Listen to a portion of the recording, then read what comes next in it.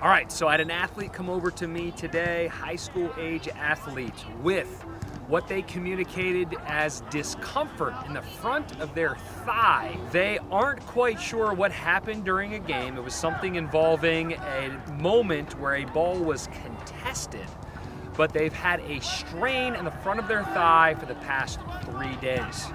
They asked me recommendations on whether or not they should practice. And here are the 3 things that I look for when determining whether or not we have a red flag or more of a yellow one. In situations where we have sharp discomfort with movement, especially lower level movements, I think it's safe to assume that higher level movements and soccer are going to be painful.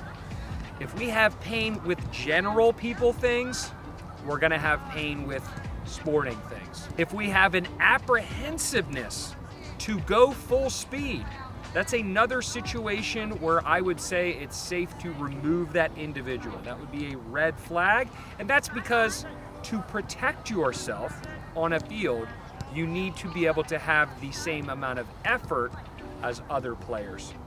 And then the third one that I would say matters equally as well as some of the others is the individual has to be able to run and move like a general athlete without what would be perceived to be a hitch or a limp. If we are doing something that is not soccer specific, such as some of these basic movement or locomotive tasks, and there's a hitch or a limp, that would be a situation where we would remove that individual. So those 3 things help determine my recommendation. In this particular situation, the individual could not do basic people things without sharp pain. There was apprehensiveness to go out to practice, and they definitely could not perform many locomotive tasks at all with regards to them being symmetrical.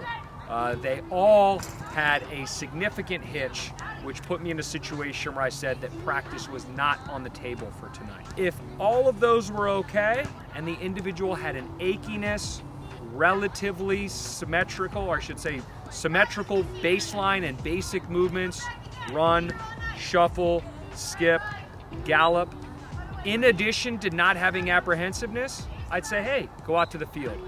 Be mindful of how you feel as practice goes. Ideally, things do not get worse. That would be a situation where, like many athletes, you have a minor complaint, you have an ache, you have something you are aware of. And I think we can all agree that being an athlete, there are certain times in our life where we're going through that. But it's up to me, and it is my job to make sure that we don't have any of those 3 red flags. If you have any questions about anything that I just discussed, feel free to leave comments in the section below.